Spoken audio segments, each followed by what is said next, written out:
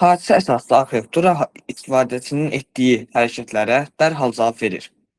Məsələn, mesaj getdikdə bildirişin görünməsi buna nümunədir. Mikroservis arxitekturasında isə böyük proqram kiçik xidmətlərə bölünür. Bu yanaşma xüsusilə böyük şirkətlər tərəfindən istifadə olunur.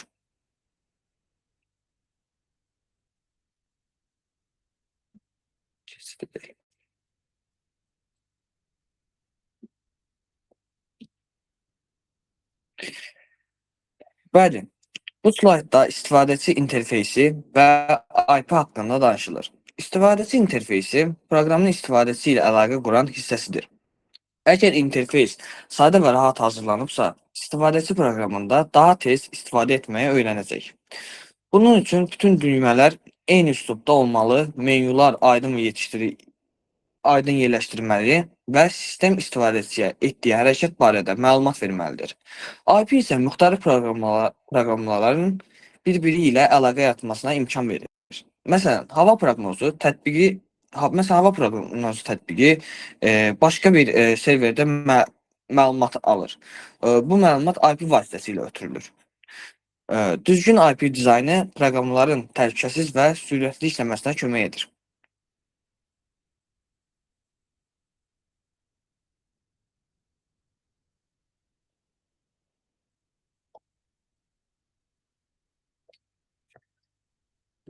Bəli, istifadəçi mərkəzli dizayn müasir proqram hazırlamasının ən vacib yanaşmalarından biridir.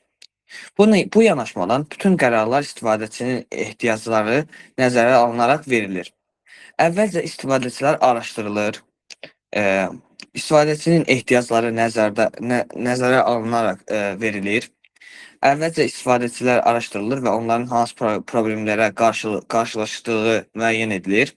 Sonra personajlar hazırlanır. Personajlar real istifadəçilərin təmsil edən nümunələrdir. Daha sonra proqramın prototipi hazırlanır və istifadəçilər üzərində sınaqdan keçirilir.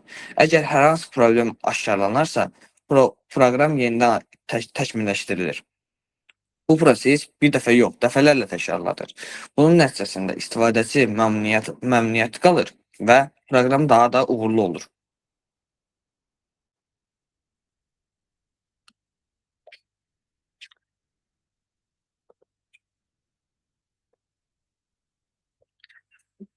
Bəli, bu slaydda alət dəstələri haqqında danışılır. Alət dəstələri proqramçıların işini sürətləndirən hazır kompüterlərdir. Bu alətləri masaüstü proqramların hazırlanmasından istifadə olunur. Veb çərçivələri müasir internet saytlarının və veb tətbiqlərinin hazırlanmasını asanlaşdırır. Mobil SDK-lar Android və iOS proqramlarının hazırlanmasına kömək edir. Prototipləşdirmə alətləri isə proqram yazılmadan əvvəl onun görünüşünə hazırlanmağa imkan verir. Bu alətlər həm vaxt qənaət edir, həm də proqramın keyfiyyətini artırır.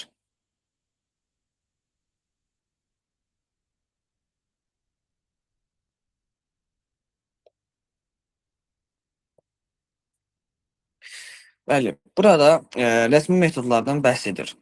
Rəsmi metodlar proqramların riyazi üsullarla yoxlanılması deməkdir.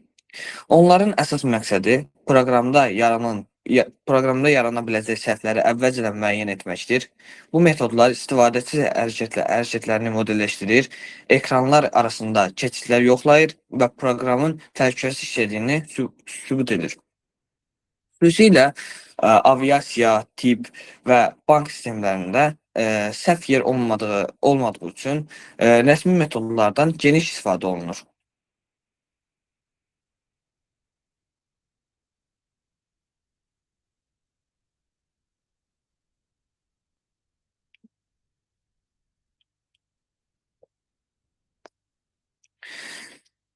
Bu slaydda təqdimat istifadə olunan əsas terminləri göstərilir. Bunlara proqram mühəndisliyi, proqram arxitekturası, toolkit, usability, accessibility, user experience, interaction design və digər anlayışlar daxildir. Məsələn, usability proqramın nə qədər rahat istifadə olunduğunu göstərir. Accessibility isə proqramın fiziki məhdudiyyəti olan insanlar üçün də əlçatan olmasını istifadə edir. UX istifadəçisinin proqramdan istifadə zamanı qazandığı ümumi təcrübəni bildirir. Bu anlayışların hamısı birlikdə keyfiyyətli proqram hazırlamasına kömək edir.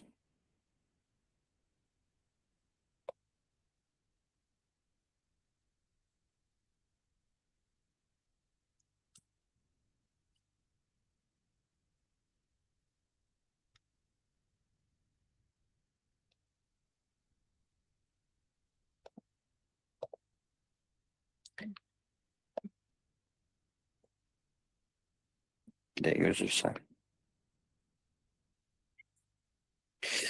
Nəticə olaraq nəticə olaraq demək olar ki, proqram mühəndisliyi və insan-kompüter qarşılıqlı əlaqəsi bir-birinə tamamlayan iki vacib sahədir və istifadə edilir.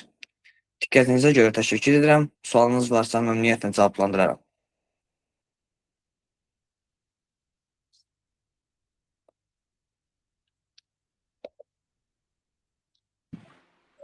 Salam, hər vaxtınız xeyir İlyas bəy.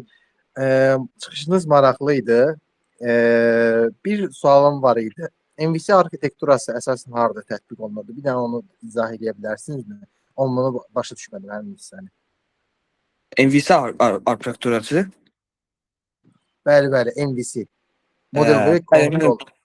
MVC modal, view, control, yəni 3 hissəyə bölünür MVC. Bəli. Modal məlumatları idarə edir.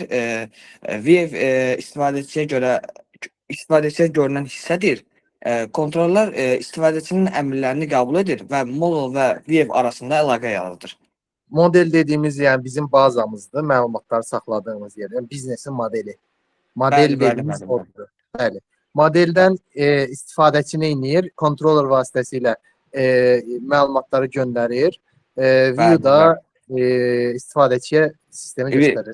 İstifadəçidə görünən hissə view-dur, bəli. İndi göstərdiyiniz, dediyiniz iş bizim insanla kompüter arasındakı əlaqəni qurmaqda kömək olurdu, düzdürmü? Bəli. Əla. Təşəkkürlər, çox sağ olun. Uğurlar. Sağ olun. Əgər heç kəsin sualı yoxdursa, sağollaşaq. Əgər sualınız varsa, bir də sizdən soruşaq. Əgər sualınız varsa, məmnuniyyətlə cavablanmağa hazırıq. Görünür ki, heç kəsin sualı yoxdur. Deməli, biz bugünlük mitinqimizi bu qədər erkən bitiririk, amma heç bir problem yoxdur. Çünki bizim ilk mitinqimizdir və demək olar ki, bundan sonra hər gün mitinqlərimiz davam edəcək, arası kəsilməz. İnşallah sabah da biz yeni bir mitinq planlaşdırmışıq. Yəni, o da böyük ehtimal sabah saat 7 ərəfələrində başlayacaq. Əgər başqa bir dəyişiklik olsa, biz qrupda bunu bildirəcəyik. Diqqətinizə görə çox minnətdarıq. Yenə soruşuram sonunda, əgər kimsə sual varsa, biz